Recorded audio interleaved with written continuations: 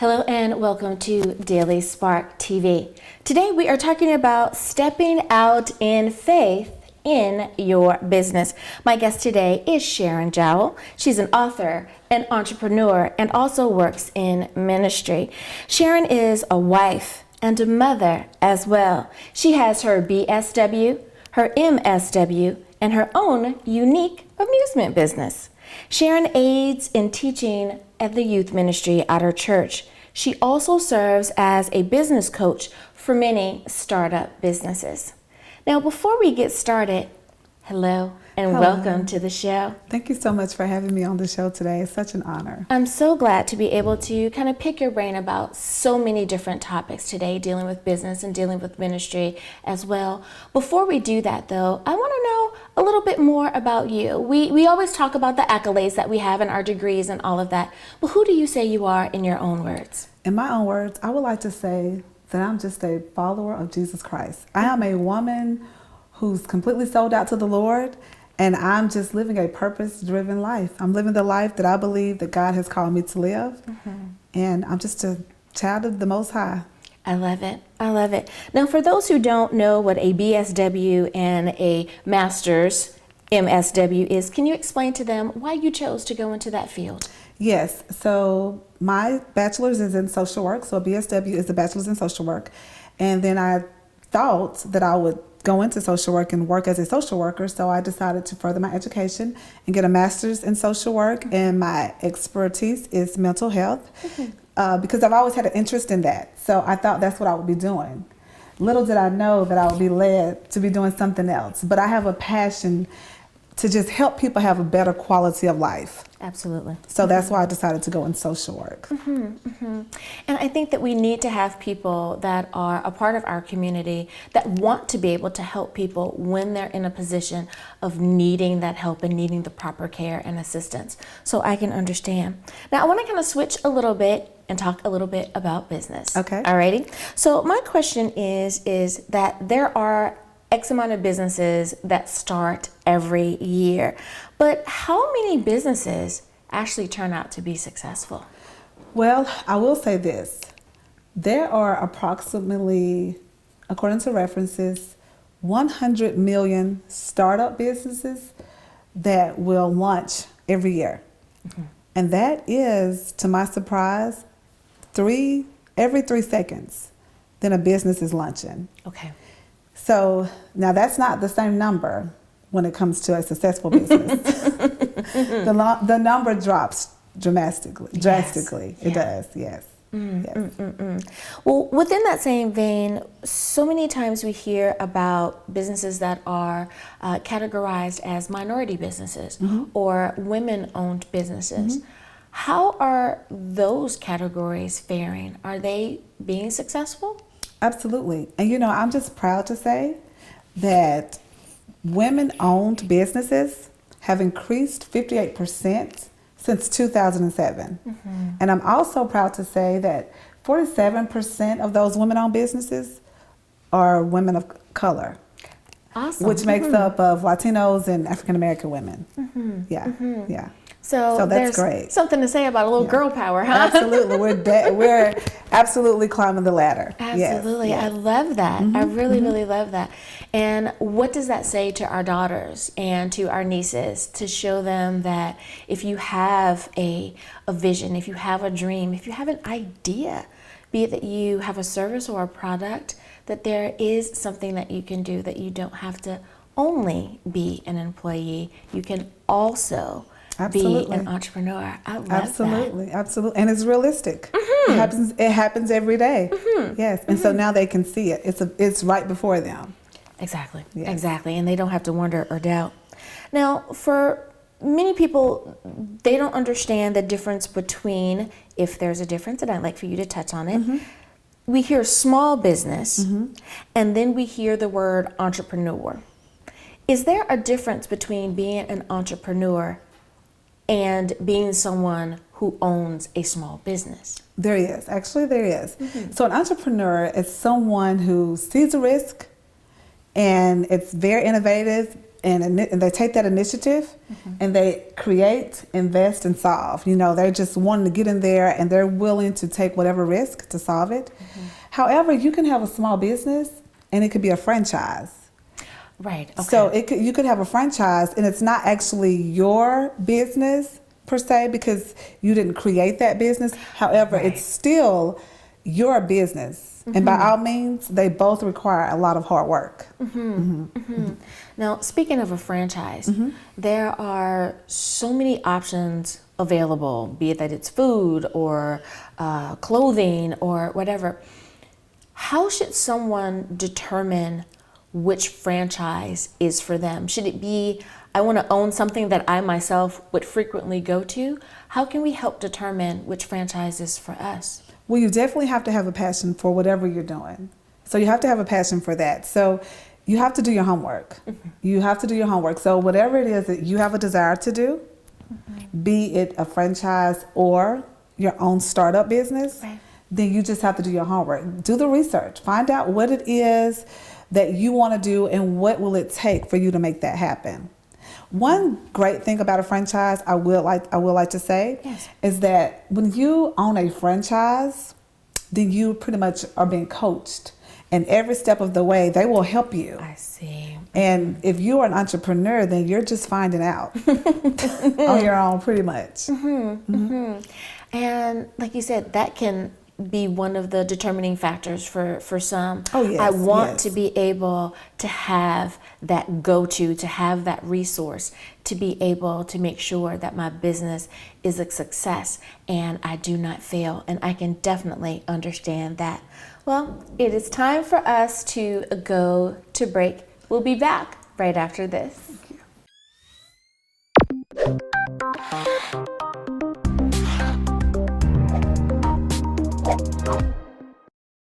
And we're back. Welcome. I want to ask you, Sharon, that so many times people are trying to figure out, should they include their faith?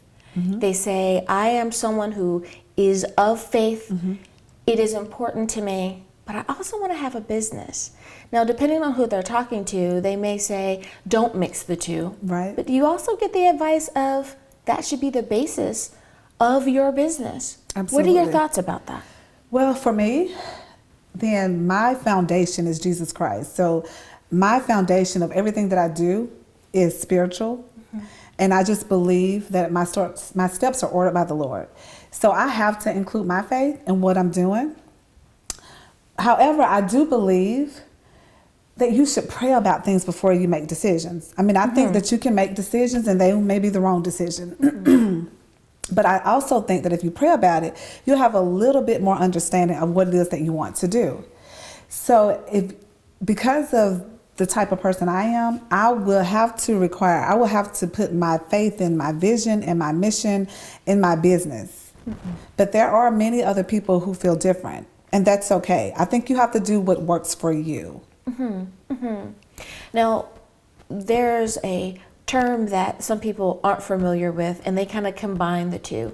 So they say, well, I'm a Christian, I'm an entrepreneur, so I want to be a Christianpreneur. Would it be okay to put the Christian before the entrepreneur and have a mass product or have a service that's available in the community? Should we make sure that everyone understands that this is a Christian business, or should we simply have a business that has Christian values?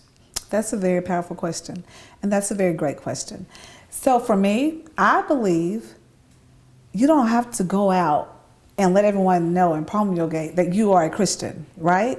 So you don't have to let everyone know that you're a Christian by saying Christianpreneur. I think that when you live the life and you are that man or woman of integrity, then people will be able to see it. I also believe that sometimes you can deter people away when you try to put up that Christian first.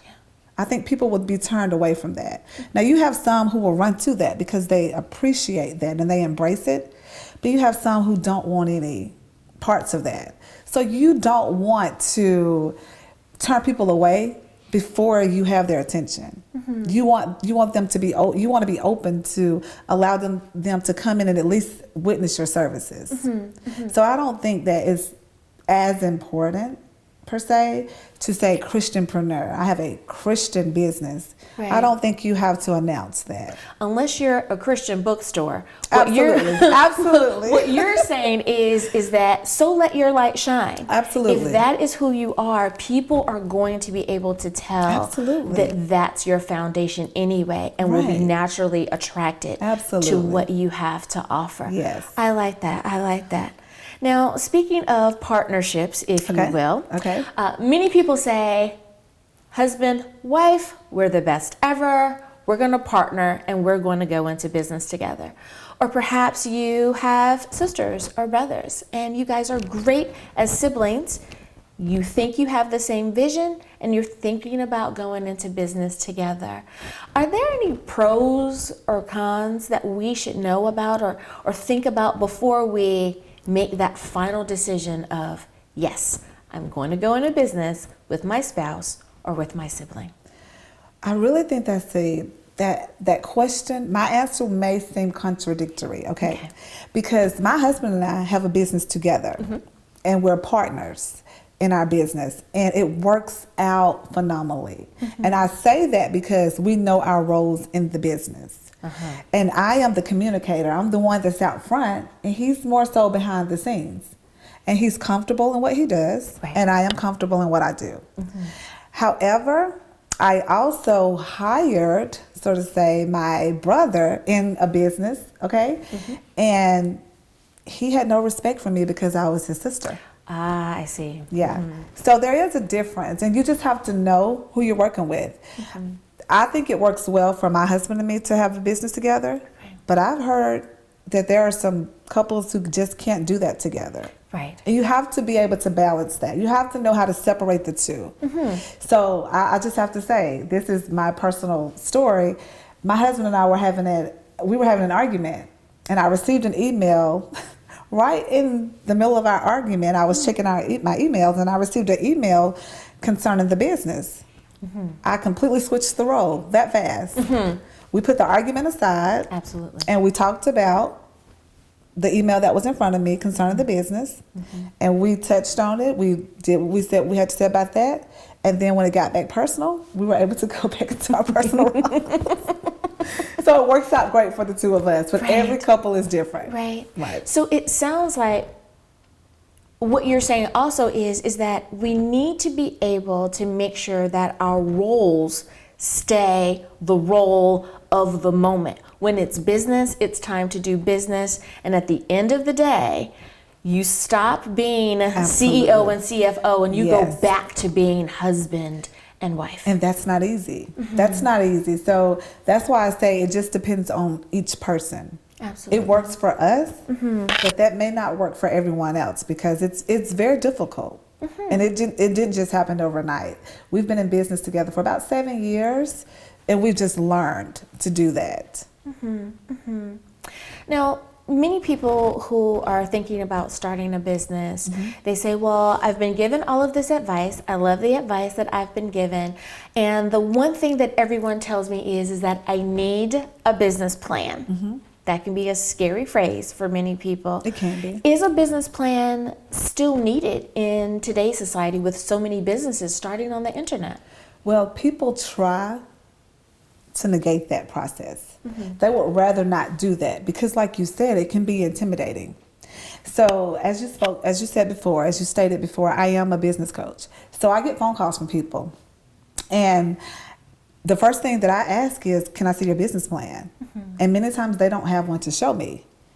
So I give a prescription, take care of that and call me in the morning. Because let me tell you, your business plan is very important. And it is important because you have your projections, you have your goals, you have your budget. Everything in detail concerning your business should be written out in your business plan. And so it keeps you on point, it keeps you stable and it keeps you grounded in your business. And also, so if I'm looking at your business plan, I have to make sure that you have realistic goals.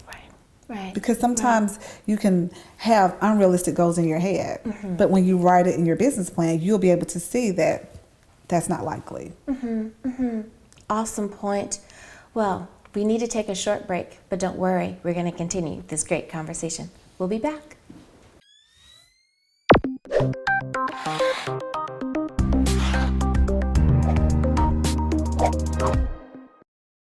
Hi, I am Sharon Jawo. I am the author of Starting a Business, Allowing the Holy Spirit to be Your CEO. My book was inspired by the Holy Spirit. I have to say that. I started a business, and after starting that business, the Lord dropped in my spirit that it was time for me to write a book. And so that's exactly what I did. And in that book, I am motivating you and encouraging you to step out on faith and be the woman or man God has created you to be. Don't hold back. If you are tired of being sick and tired, and if you are looking at others and you are seeing them prosper and you are wanting to know how to prosper, how to be confident, how to have that better quality of life, that is what my book is written about. I just want to help break the barriers of fear, intimidation, and anything that comes in your mind to block you from going forth, or that clouds your brain from going forth, being that man or woman that God has created you to be. Starting a business, allowing the Holy Spirit to be your CEO, is more so like, I like to call it a manual. It's a small book. You can read it in a 30-minute lunch break.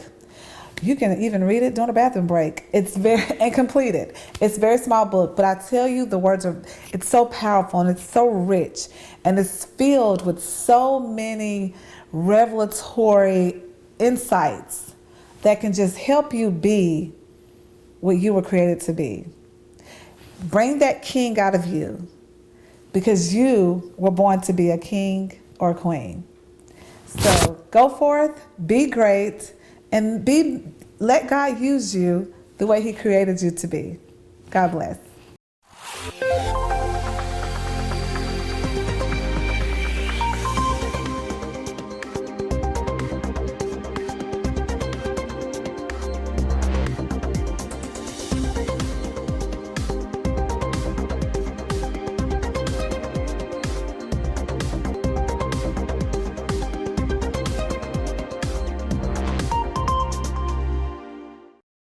And we're back.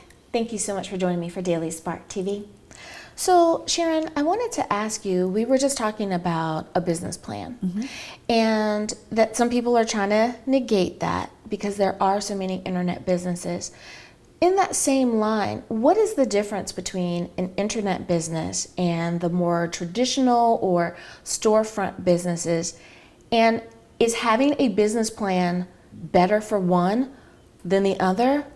Could you touch on that a little bit more? Absolutely. So having a business plan is good for all businesses. It really doesn't matter what type of business that you have. A business plan is good for you. And it's intimidating to actually have a great business plan before you, but to keep your business on track, whether it's an online business or a storefront business, it's good to have it because it helps keep you grounded. So the difference in a storefront business and an online business, a storefront business, you have to visibly be there. You have the overhead, you have electric bills, you have all major things that you are having to take care of right there in that facility. However, having an online business, it's still a lot of work. You still need a business plan if you want it to be successful, but you can do it in your PJs. You can do it in the comfort of your own home. So it's a big difference. However, to have a successful business, then you need to do what it takes. And a business plan is one of the number one things that you need to have in place in starting up a business. Right, right. Now, is it okay to just Google template for business plan? Or should they really sit down with someone who is a coach or with a banker, or who would they go to really say, this is what my idea is, this is my plan or my vision, and I really want to make this happen. Can you help me? Okay, so starting out, it's perfectly okay to Google a template for your business plan, but that's not your business. So you can model your business plan with the template. However, you need to customize it and make it yours, because your information is going to be entirely different from that information. Right. Now, I have learned in my community, there are resources out there, and there are companies that you can go to and say, hey, I want to start a business. And they will help you from the idea until the manifestation of the business. Okay. Be it storefront or online or however you would like to do it. If you need startup money, they can help you every step of the way. That's why it's very important to do your homework and don't just jump out there and start a business without knowing the resources that are available. Right, right. Now, if you want to be in that category, as we mentioned before, of being a minority business or being a woman-owned business, are there any special things that you need to do in the early stages to make sure that you are compliant with that? Absolutely. So in many communities, there are monies out there that they will lend to women for being a minority-owned business or woman-owned business. There are resources out there. That's why I say do your homework, because you can find out by just being a woman. There are resources out there to help you that may not help your male counterparts. I see. Okay. So if you are someone who is in one of those categories, is it still okay to put in bids with the city or to compete on the larger scale with businesses that don't fall into that category? Absolutely, yes. Because you have to look at yourself as your equivalent to those bigger businesses. Like I said, you have to always be realistic, and you have to set goals that are achievable. However, but it does not make your business any less because it's minority owned or a woman owned business. You can bid with male counterparts or bigger businesses. There's not a difference when it comes to that.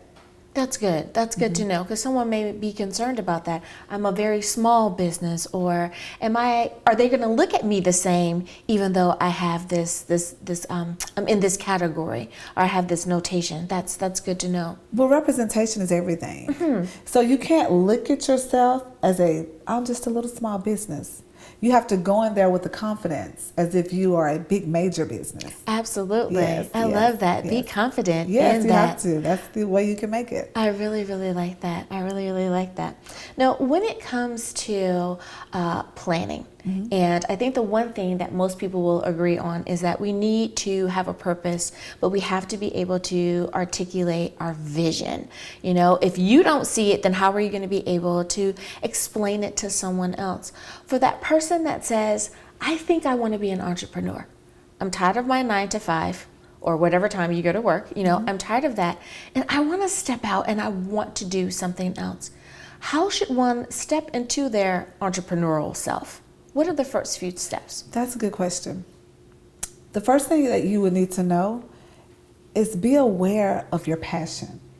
Many people say, I want to be an entrepreneur. Well, what is it that you like to do? I don't know. Well, what is it that you want to, what business would you like to start? I don't know. Well, you need to know that, because you may say you want to be an entrepreneur and you may go out and sell pillows, and that may not be your passion. And I can guarantee that you won't do well in that. You have to have a passion for what you're doing. So it's really going back, and this is a prayer that I always say, God expose me to me. God allow me to see what's in me so that, I can bring it into fruition. Absolutely. So if you don't know what's in you, then you won't know how to bring it out of you. So it's good to do some self-checks and to go in and ask the Lord to reveal to you what is it that you want to do so that you'll know. I think that is amazing. If there was just one word that you could share with someone who is there and they need that gentle, loving, kind push to go ahead and step out, what would that word be? Courage. Courage. Mm-hmm. I love it. Yeah. Have the courage. You have to. Well, Sharon Jawo, thank you so much Thank you for being having on Daily me. Spark TV Thank today. And thank you for tuning in. I hope that I have inspired you, enlightened you, and empowered you. Until next time, everyone. Bye-bye.